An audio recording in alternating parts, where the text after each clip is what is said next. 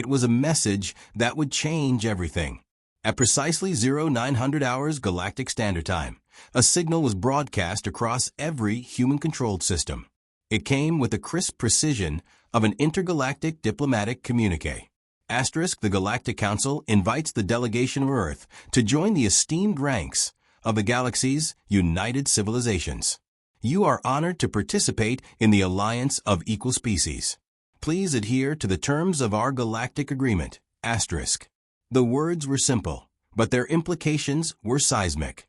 Earth, our planet, once a barely noticeable speck in the cosmos, was being invited to join the Galactic Council, a political body that governed more species than humanity had ever dared imagine. The invitation came as a recognition of our technological prowess, our expanding military might, and perhaps most unsettling of all, our potential to alter the very balance of power. Humanity had never been one to play by the established rules of the cosmos. Now, it seemed we had been offered a seat at the table. But as our diplomats sat down to deliberate, one question hung in the air. What exactly were we agreeing to? The negotiation chambers of Earth's primary diplomatic complex hummed with a quiet, tense energy. Representatives from the United Earth Federation, experienced, hardened, and ready for whatever the galaxy threw at them, sat in a semicircle, staring down the digital projection of the Galactic Council. The holograms flickered, displaying the faces of various alien leaders. Their expressions were unreadable, their voices formal. Their rules, on the other hand, were well known. Greetings, Earth, a towering, insectoid figure greeted from the projection. Its long antennae twitched as it spoke, a species known as the Zilkor, a respected member of the Council. We are honored to extend this invitation to you. The Galactic Council has reviewed your civilization's progress and believes you are ready to join our alliance. However, as with all member species, there are guidelines, rules of behavior that ensure peace and stability. The human diplomats, seated in a sleek, minimalist chamber, exchanged glances. They had been briefed, of course. The rules were nothing new. The Council had long maintained a rigid framework of conduct. The laws were simple. Adhere to galactic norms of politeness, respect established power structures, and never challenge the dominance of the highest-ranking species. It was a system that kept the weaker species in check, ensuring that the stronger, more civilized races maintained their control. To most of the galaxy, this was the natural order. It was polite, orderly, and most of all, safe. The rules made sure no species could upend the hierarchy. But that wasn't how humanity had built its empire. As the Zilkor finished its formal speech, the hologram flickered again, this time displaying a human diplomat. Samuel Kovacs, a seasoned negotiator and one of the few humans who had ever sat across from alien leaders in this capacity, stood up. His eyes were hard, his stance unwavering. "Thank you, Ambassador," Kovacs said, his voice carrying a calm confidence that belied the tension in the room. "However, there is something that must be made clear before we proceed." The Council's projection flickered again, and a series of skeptical gazes met Kovacs. "What is it you wish to discuss, human?" a voice, this time from a smooth-skinned, reptilian figure, asked. Kovacs paused, looking over his fellow delegates. Then, in a tone that carried both finality and challenge, he said, "We reject your rules." The silence that followed was so intense it could almost be felt. The Council members, who had assumed this meeting would be a formality, a simple signing of documents, stared in shock, their alien faces betraying confusion and disbelief. Rejection was not something they had considered. It was unthinkable. You reject the Council's rules?" The Zilkor's voice was tinged with disbelief. "These rules are what ensure peace and order across the galaxy. You cannot." "We won't conform," Kovacs interrupted, his voice steady. "Your rules are nothing but a tool for control. They suppress the potential of species that refuse to follow your status quo. Humanity does not need to be told how to behave by those who would prefer to keep us in line." A ripple of murmurs spread across the room. To reject the Council's terms was to challenge millennia of galactic governance. It was a move no species had ever dared make, let alone one as young and untested as humanity. The Zilkor's antennae twitched nervously. You must understand, Earth. The galaxy is built on these rules. To go against them is to put yourself at odds with civilizations far older and more powerful than your own. Kovacs leaned forward, his expression hardening. Then we are prepared to face the consequences. But you should know this. We do not seek to dominate. We seek to forge a new way. A way where every species has a voice. A way where no one is bound by your polite chains. The message was clear. Humanity would not bend to the will of the Council. Whether the galaxy was ready for this revolution, or whether we would survive it, remained to be seen. But one thing was certain. The galaxy would never be the same again. It was the kind of challenge that set the galaxy's nervous system on edge. By rejecting the Galactic Council's polite rules, humanity had defied not only a centuries-old order, but also the very foundation of interstellar peace. In a galaxy where submission was the price of survival, the audacity of Earth's refusal resonated like a bell, one that echoed across every star system. The Council's reaction was swift and brutal. Within hours, delegations from every corner of the galaxy began to issue their own responses. Some were diplomatic, others far more threatening. The message was clear. Humanity had crossed a line, and the consequences would be severe. Humanity's delegation sat in their secure chamber, the silence between them thick with tension. Every eye was on Samuel Kovacs, the man who had just sealed their fate with a single sentence. We reject your rules. As the harsh light of the council chamber flickered on the faces of the delegates, Kovacs knew that nothing would ever be the same. We need to understand exactly what we're up against, Kovacs said, breaking the silence. His voice was calm, but there was a new hardness to it, an edge that matched the gravity of their situation.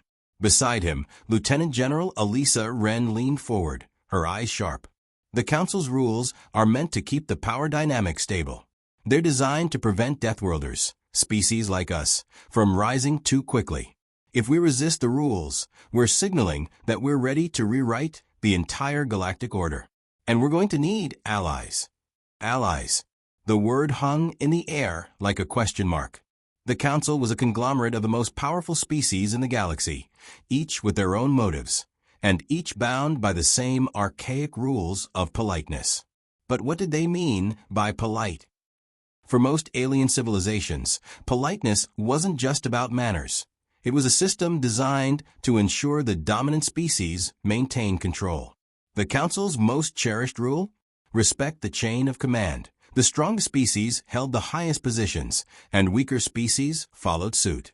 Those who didn't fit in the hierarchy were expected to remain silent, defer to those in power, and never challenge the status quo. To speak out of turn was considered not only disrespectful, but dangerous. The rules also dictated that technological advancements be shared sparingly. The more a species developed, the more it was watched. A powerful fleet, an advanced weapon, even the discovery of a new element, anything that could shift the balance of power, was considered a potential threat to the stability of the galaxy. The Council kept things polite by limiting access to such knowledge, effectively placing restrictions on innovation and expansion. Those who refused to comply with these guidelines found themselves isolated, their systems blockaded or worse, erased from the galactic map. Humanity had done the unthinkable. They had shattered the fragile peace built on these rules by rejecting them outright.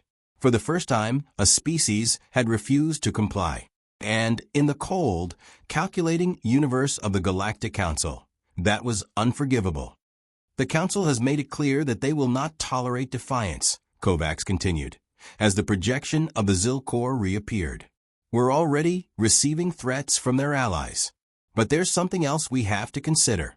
If we reject these rules, if we push this forward, we're not just defying a power structure. We're challenging an ideology. An ideology. For years, the Galactic Council had maintained that its rules were essential for peace. But those rules weren't just about diplomacy. They were about control. The more Kovacs thought about it, the more he realized that humanity's greatest weapon wasn't our fleets or technology. It was our willingness to challenge the established order, to tear down the walls that kept the galaxy divided into classes of power. Elisa Wren, a seasoned strategist, seemed to read his thoughts. We'll need more than words. We need to prove to the galaxy that we can stand on our own, that we can fight for what's right, not just for what's easy. By now, the response from the galaxy was flooding in messages from alien factions, both sympathetic to and vehemently opposed to humanity's stance. The Council's enforcers, a group of genetically engineered mercenaries known as the Archon, had already been dispatched to Earth's borders, silently observing. It was only a matter of time before they made their move. But Kovacs was determined that humanity wouldn't back down. Not now, not after everything that had been built. A new communication pinged on the screen. This time, it wasn't a demand for compliance. It was an offer. An invitation from the Vorakians, an ancient race whose long-standing isolation had left them with little to no influence in the Council politics. But they shared one thing with humanity, a desire for freedom from the Council's restrictive rules. They're willing to help us, Elisa said, scanning the message. They want to join forces, challenge the Council's authority. Kovacs didn't hesitate. Set up the meeting. We'll need every ally we can get. As the day wore on, humanity's stance only grew clearer. The rules of politeness, with their facade of peace, were not the path to a brighter future. They were a cage, and humanity would never fit in.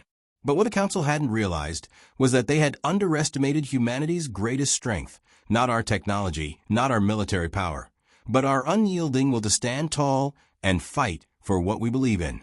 And as Kovacs sat back in his chair, watching the stars outside, he knew one thing for certain. The galaxy would never be the same. The response came less than 24 hours after Earth's defiant rejection of the Galactic Council's polite rules. But it wasn't a polite message. It was a declaration. A fleet of warships, massive and well-armed, appeared in Earth's system, their approach swift and merciless. The message was clear. Earth had made its stand. But now the galaxy would make its own. The Council's retaliation was immediate. Their emissaries, long thought to be diplomats of peace, had revealed their true nature, and humanity's defiance had stirred the sleeping giant. The Zilkor's forces, followed by other allies of the Council, were already in position, ready to strike at the heart of Earth's newfound pride. Kovacs stood before the holographic map in the command center, his eyes scanning the fleet's position with a cold detachment. The Council was coming not just to negotiate, but to remind humanity of its place in the universe, a place far beneath the established order, far below the towering alien empires that had ruled for eons. The news had come fast. The Council fleet has entered the Alpha Sector, the report had stated. They are on course for Earth. Military assets are preparing for immediate deployment. A grim silence had filled the room. Every person knew the stakes. The fleet, though large, was not the main concern. The real threat lay in the Council's political power, the alliances they controlled, the influence they held over entire civilizations. The warships in the sky were a mere show of force. The real battle was being fought in the minds of the galaxy's citizens. General Wren, Kovacs began, his voice steady. What's the status of our forces? Wren didn't hesitate. Our fleet is prepared but outmatched. We're ready to fight for Earth's right to stand as we see fit. But we need more than firepower. We need to be able to hold the Council off long enough to send a clear message. Message received, Kovacs replied, looking at the map. The Earth fleet was positioned defensively. Their formations tight, but there were gaps. They couldn't hold indefinitely against the might of the Council's warships. Kovacs knew they needed an edge, something that would give humanity the upper hand, not in terms of sheer firepower, but in willpower. The message needed to be clear. We will not be controlled. The Council's response wasn't limited to military force. Along with the fleet, they had dispatched a team of political operatives, diplomats, spies, and pressure agents, whose job was to destabilize humanity's resolve. The strategy was simple. Break Earth's unity before the war even started.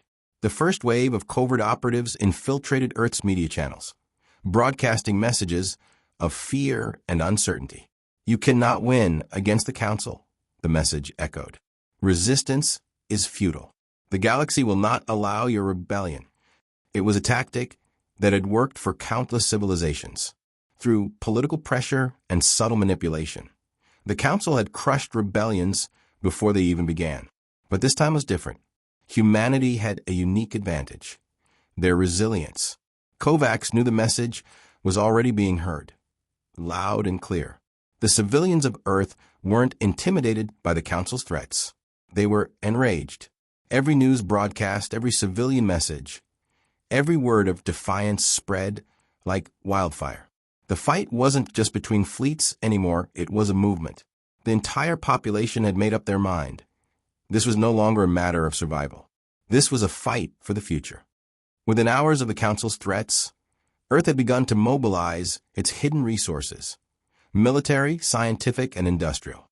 The war wasn't going to be fought on a single front. It was going to be a battle of ideals, fought in every corner of the galaxy. Kovacs glanced at his team. Prepare the transmission to the Galactic Council. Let's give them something to think about. As the message was transmitted across the galaxy, the silence that followed was deafening. The humans weren't just sending a threat. They were sending a challenge. We reject your rules. We reject your order. This is the last time the galaxy will ever be run by the so-called polite elites. We are humanity. We will stand, we will fight, and we will never kneel. The transmission was short, but its impact was immediate. The Council's military assets hesitated. The political pressure from their allies began to waver. Could humanity truly take on the entire galaxy? Were they ready for this kind of fight? As the Earth fleet braced for impact, Kovacs couldn't help but feel the weight of the moment. Humanity had taken the first step toward reshaping the future of the galaxy, and there was no going back. The Council's forces would come. They would bring everything they had. But humanity had already won the most crucial battle of all. They had refused to back down. They had chosen to write their own destiny. And with that choice, the galaxy would never be the same.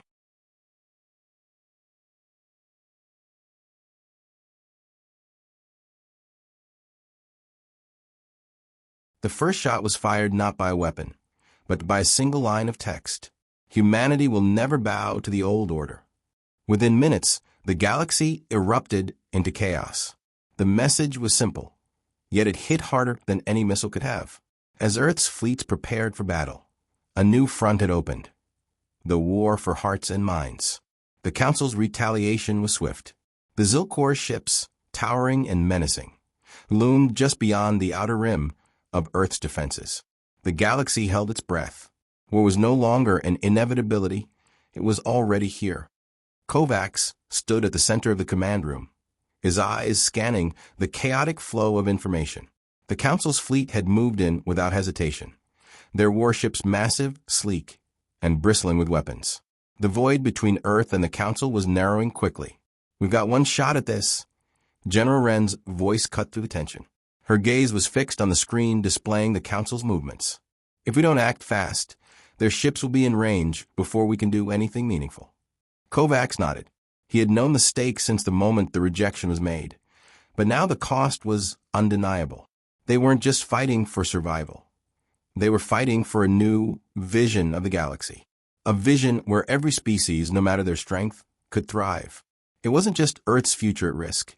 It was the future of every species that had ever been oppressed by the Council's rules. The battle wasn't going to be fought with just weapons. It was going to be fought with ideals. And Kovacs knew that humanity had one thing the Council could never replicate: a burning will to change the status quo. "We're ready," Wren said, her voice steady as the countdown began. "All ships launch on my mark."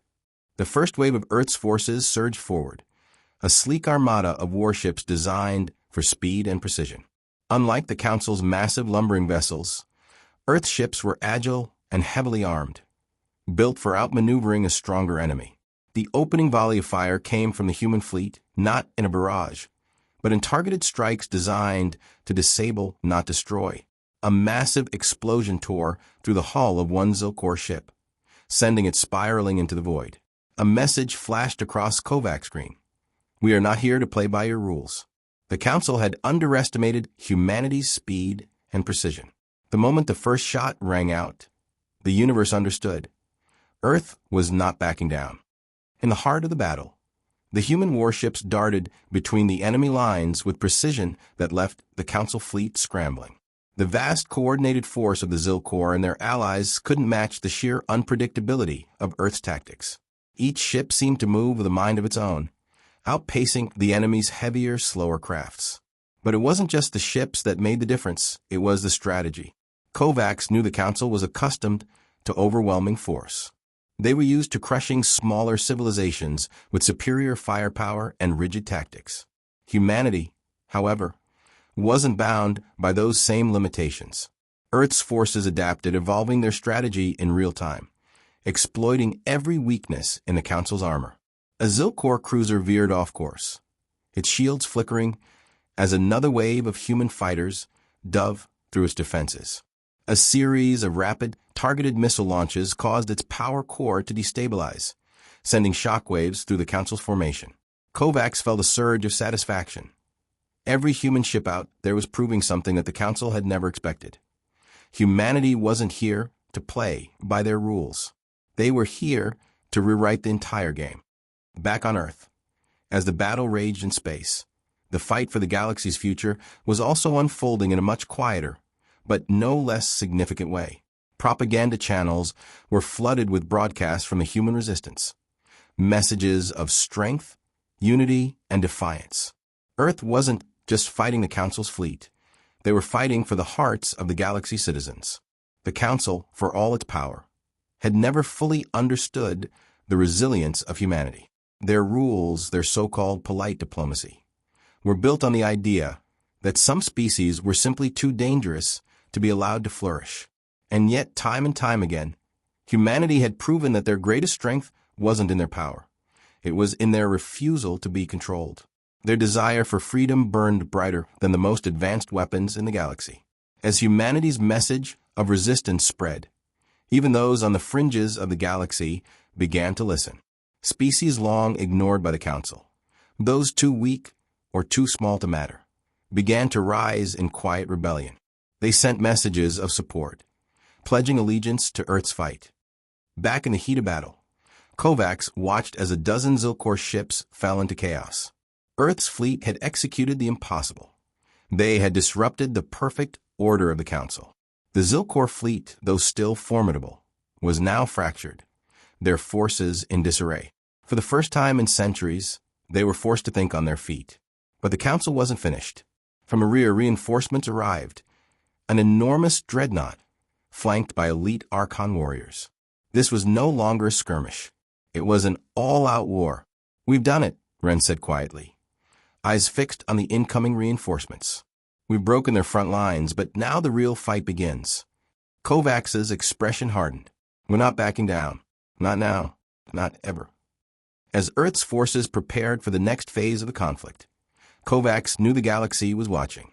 The Council had underestimated humanity's resolve. But that was only the beginning. The real battle, the one for the future of the galaxy, was just beginning. And Earth, for all its faults and flaws, was ready to face it head-on. No more playing by the rules. The time had come for a new order, and humanity was leading the way. The Council never expected this. For centuries, their polite rules had kept the galaxy's strongest in power, while weaker species stayed silent or vanished. But now, as Earth ships tore through their ranks, it was clear. Humanity wasn't just defying the old order. They were about to rewrite the rules entirely. The battle was far from over, but already everything had changed. Kovacs stood on the command deck, his gaze fixed on the chaos unfolding in the vast expanse of space. The Zil Corps dreadnought was still in play, its shields pulsing with energy as it advanced toward Earth's fleet. But the Council's strategy, once a symbol of invincibility, was faltering. Humanity had shattered their facade of control, and now a new fight had begun, not just for survival, but for the galaxy's very future. "We've lost the initiative." General Wren's voice broke through the tense atmosphere. She stood beside Kovacs, eyes tracking the incoming reports. "Their reinforcements are heavier than we anticipated. We can't hold them back much longer." Kovacs didn't blink. The odds were stacked against them, but that wasn't new. Every step Earth had taken since rejecting the Council had been a gamble he was willing to play to the bitter end. He clenched his fist and turned to his crew. "We're not backing down. We fight until we can't." The words were simple, but they carried weight. This wasn't just about winning a battle. It was about sending a message. The galaxy had watched as Earth rejected the rules, and now it would witness the consequences of defying the Council.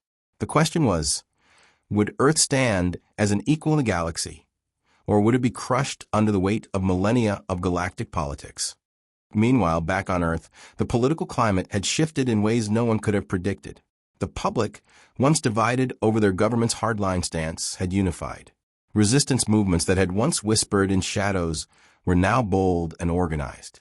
Messages of support flooded in from across the galaxy's farthest reaches, from species who had long been oppressed or ignored, from civilizations that had been crushed under the weight of the Council's polite system. Humanity's rejection of the Council had sparked a revolution that wasn't just military. It was ideological. Species that had never dared challenge the Council were now finding their voices, inspired by humanity's bravery. Earth was no longer just a planet under siege. It was a symbol of hope for an entire galaxy that had been held down by the Council's iron grip. Kovacs's voice rang out over the comms once again. "Prepare for the final push. This isn't just a fight for Earth. This is for every species that's ever been silenced. We'll take the fight to the heart of the Council." The final phase of the battle was upon them. Earth's fleet had taken the initiative, forcing the Council to retreat in disarray. But the Zilkor were not finished yet.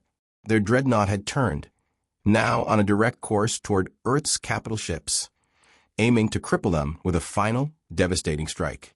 Ren's eyes narrowed. "This is it. We hold the line here or we lose everything." Kovacs didn't flinch. "We'll give them everything we've got." The human fleet moved with precision, setting up a trap. As the dreadnought advanced, they launched a coordinated strike, hundreds of small fighter ships darting through the chaos to hit critical points on the Zilkor flagship. The maneuver was reckless, daring, but it was humanity's way, unpredictable, ferocious, and relentless.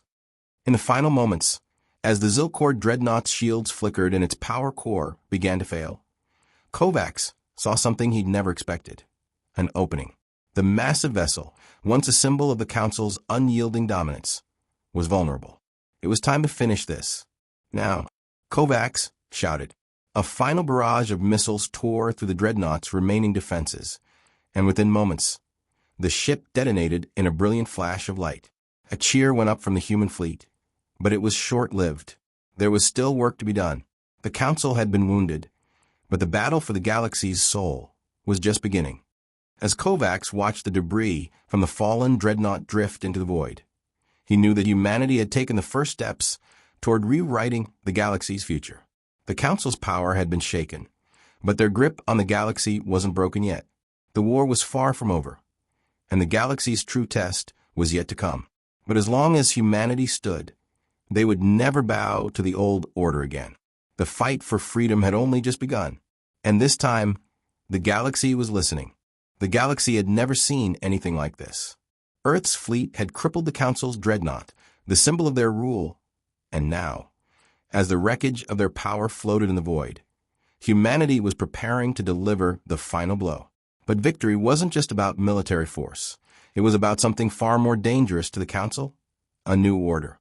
Kovacs stood before the viewport, watching as Earth's forces regrouped, the stars stretching out before them. The Council had faltered, but the real battle was not about defeating fleets. It was about defeating an ideology that had held the galaxy in its grasp for millennia. The fight for power was one thing, but the fight for minds and hearts? That would be the hardest part. Back at Earth's command center, the atmosphere was tense. The war was far from over. Despite their victory in the space battles, the Council's political influence was still a formidable force. Its alliances, although shaken, were not broken. Yet, humanity had already begun to do what the Council feared most: create a new vision for the galaxy. "We've dealt a serious blow to the Council," General Ren said, her voice steady as she addressed the senior officers. "But there's no doubt they'll regroup. We need to act fast." Kovacs turned to her, his expression hard. We need more than just a military response. We need to show the galaxy we're not here to take power. We're here to give it back to the people. This isn't just about us. It's about everyone. His words echoed in the silence of the room. They weren't just fighting for Earth anymore. They were fighting for a galaxy that had long been shackled by the Council's polite system of control. And now, the galaxy's eyes were on them. Across the stars, the message was spreading like wildfire. The rebellion wasn't just a fight for Earth. It was a beacon of hope for every species that had been oppressed, ignored, or forced to submit to the Council's rules. New alliances were forming, not just with the galaxy's fringe groups, but with powerful factions who had once been subjugated by the Council. The words of humanity's diplomats rang through every corner of the galaxy. Asterisk, we will no longer be silent. We will no longer accept the rules of the old order. Asterisk. It wasn't just a declaration of war. It was a declaration of freedom. Kovacs stood at the center of the command room, surrounded by his team. He knew the gravity of their next move. The Council would retaliate, of course. They would try to use their remaining power to crush any hope of a rebellion. But what they didn't understand was that humanity wasn't alone. The message had spread too far. The galaxy wasn't willing to live in fear any longer. We're going to hit them where it hurts, Kovacs said, his voice cold and calculated. We take the fight to their heart. We take the seat of power from them and show the galaxy that no one, no matter how ancient or powerful, is beyond reach. The plan was simple but risky. Earth's fleet, although battered, was still one of the strongest in the galaxy. They would strike at the Council's capital, targeting the heart of their political power. It wasn't just a military strike, it was a statement. The old order was dead. The new order was coming. As the fleet mobilized for the final push, Kovacs glanced at the stars outside the viewport. The Council had ruled with an iron fist for too long. Now it was humanity's turn to show them that true power came not from domination, but from unity. This wasn't about ruling the galaxy. It was about changing it. The Council's capital, a gleaming city on a distant world, was in their sights. The fleet moved in silently, their ships cutting through the darkness of space like shadows. The battle would be fierce, but it wasn't just about the weapons they carried. It was about the message they were sending. We'll show them the future, Kovacs said, his voice barely a whisper. The first salvo was launched, and the city's defenses buckled under the force of Earth's firepower. The Council had underestimated humanity's resolve, and now they were paying the price. The city's once gleaming towers were reduced to rubble, and with it, the last vestiges of the old order crumbled.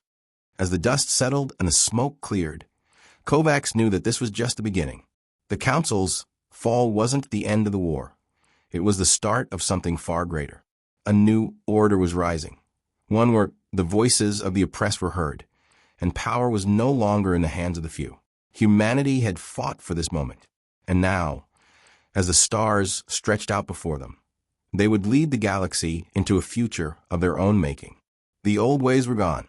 The new era had begun, and humanity was at the helm.